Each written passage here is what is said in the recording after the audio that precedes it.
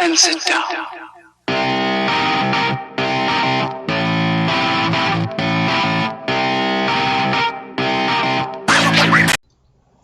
All right.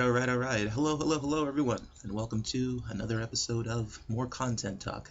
That's the only show that cuts through all the glam, the glitz, and all the bullshit to bring you the truthiest news that we can find. We're shooting in morning again because I fell asleep last night. So, hi, good morning. When this reaches you, who knows what time of day it will be, but I hope you had a good morning if it's past morning. I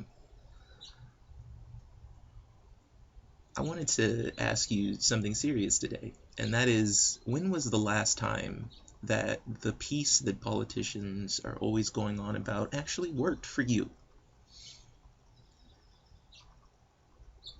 When there are hordes of people shouting at each other and being disagreeable with each other and yelling at each other, and it's all because they want to get to a peaceful solution, and in order to get to that peace, you see guns and you see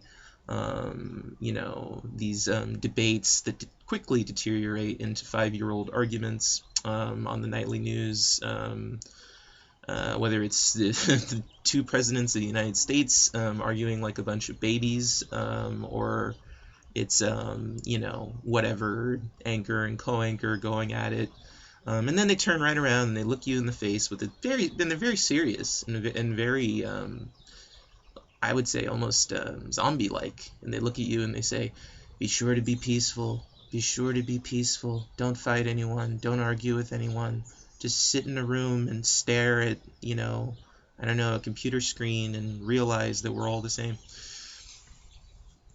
Why do they get to go around shouting at each other and calling people names, and even violence is used on these by these people who are constantly calling for peace?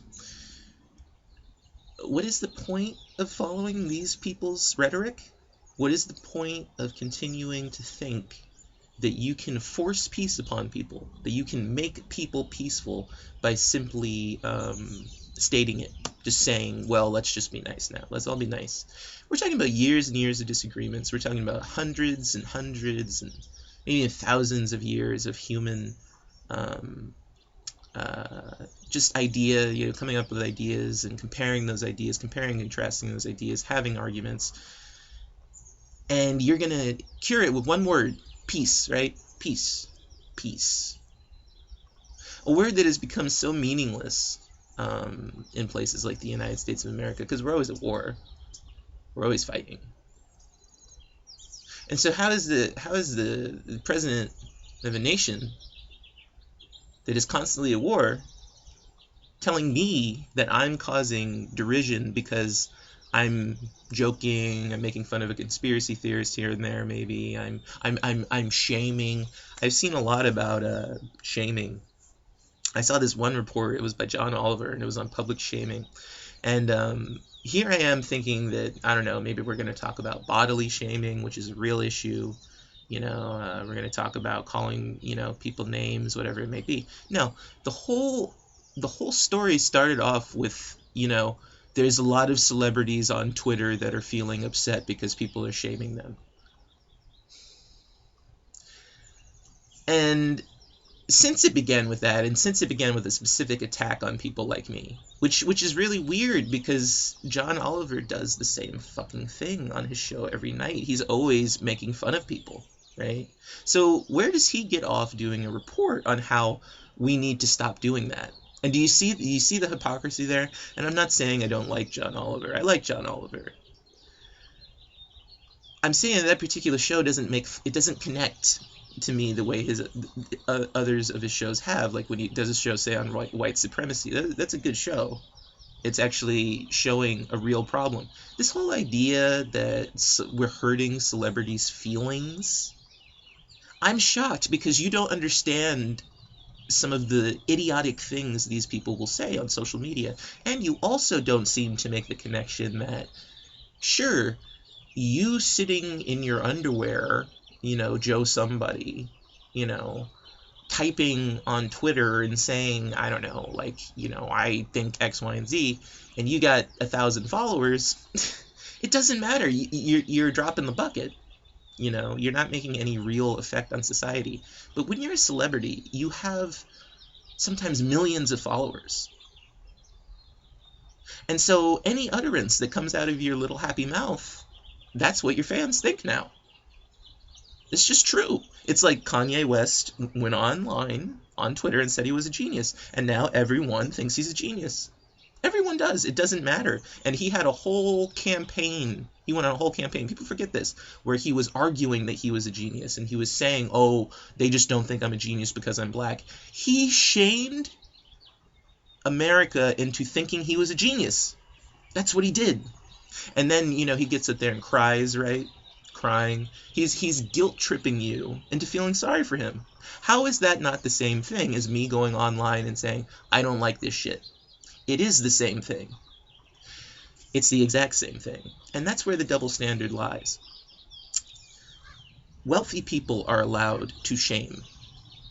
And they do it constantly. It doesn't matter if it's Ricky Gervais. It doesn't matter if it's John Oliver. It doesn't matter if it's Johnny Depp. It doesn't matter if it's any celebrity. They could be on the right, the left, or in between. They have the ability to ruin your reputation, and they do. Don't forget what happened with Harvey Weinstein. The moment that the people started coming out and talking about him, saying negative stuff, their reputations were ruined. And it still goes on. And the more you're with this whole, hey, let's all just hold hand things, I'll tell you exactly what's going to happen. They're going to take away your right to publicly shame people, and then it's going to be nothing but celebrities publicly shaming people. Celebrities shamed people who wanted to get vaccines. Don't you remember Jim Carrey when he was shaming people because they wanted their kids to get vaccinated, and he was saying, well, I think everyone should have a right, but I don't think we should be forced. That's a form of shame, a form of making you, vilifying you. The people who invented vaccines and the intellectuals who came up with it, the arrogance of that. Well, I have a right to publicly shame people, but you don't. And then Jenny McCarthy, who's still going around saying that vaccines cause autism.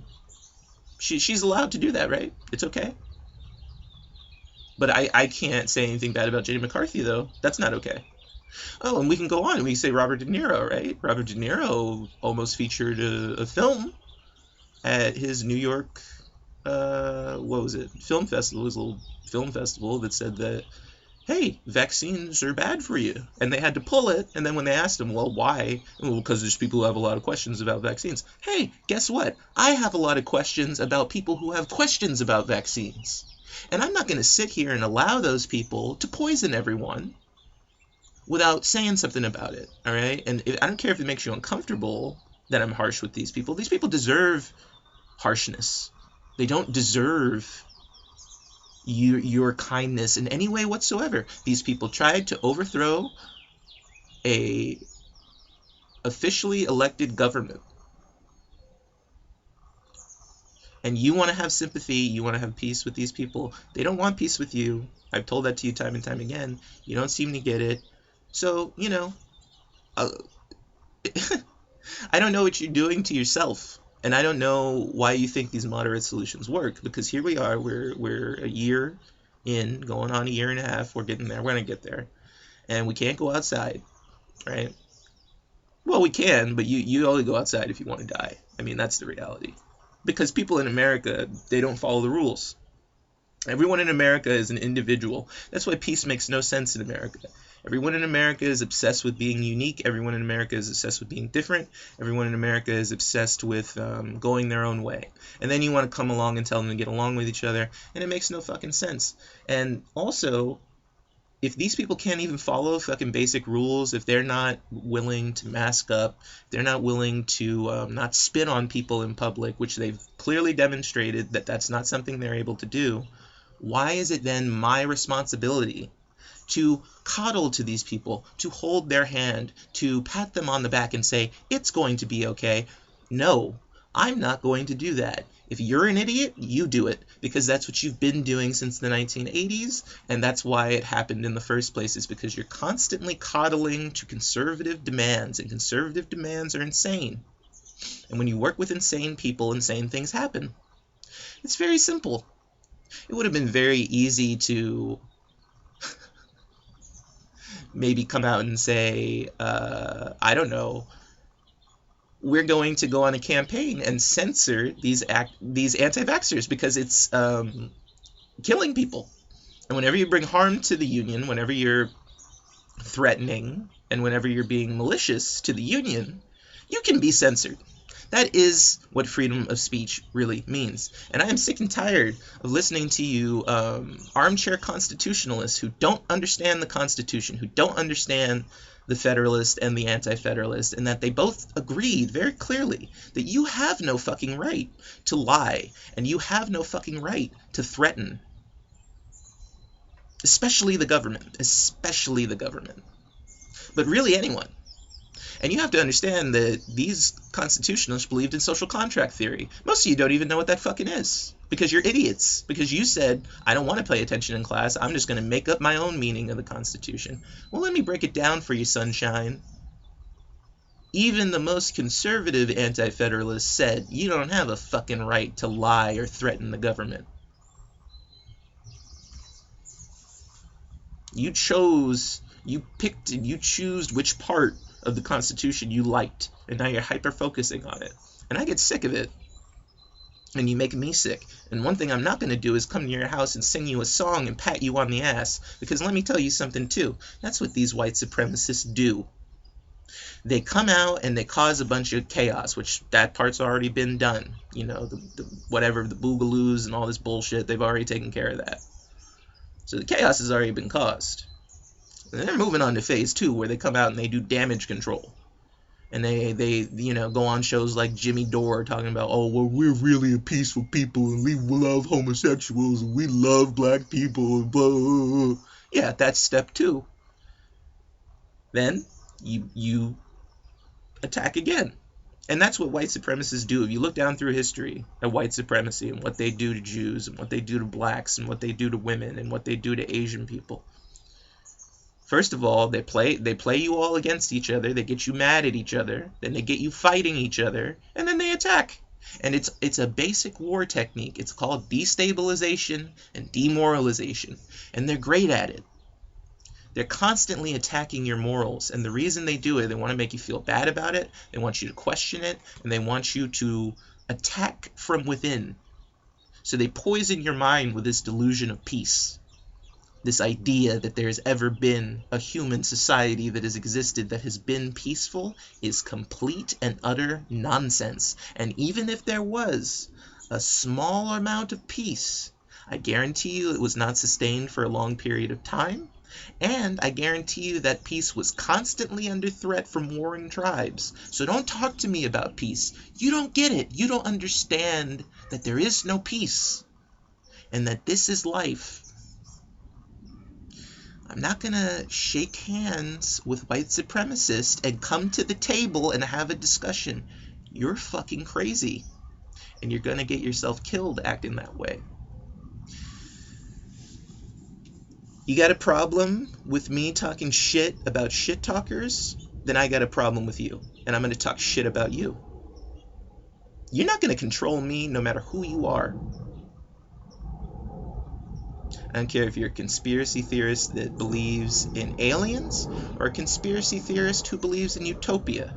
Utopia is a conspiracy theory. Where has there ever been a utopia? I think you like conspiracies more than you like to admit. And I don't believe in any of them. And you're not going to fool me. It doesn't matter how many fucking, I don't know, deals you get for a new show or how popular you are, how many suits you wear. You're not going to fool me. Not this time. All right, everyone. Have a wonderful day. If you'd like to subscribe, hit the little logo on the anchor, the microphone on my logo, and you can go ahead and subscribe to my channel. You can support us. We would really appreciate that. But you could also just spread the episodes. As I said before, that's the best way to do it. It's democratic. It's fair. It doesn't cost you any money. You could also just follow us on Twitter at more_content_PLS. I also have an Instagram up for More Content Talk specifically now, so if you go to @morecontent_talk, you can find that Instagram and join. All right, and you can also visit our website, which you will find on our Anchor page. Just click the link. All right, everyone, have a wonderful morning, day, afternoon, night, evening, whatever time of day it may be, wherever you are. Thank you so much for listening, and remember, if someone offers you peace, run. All right, everyone, have a great whatever. Bye.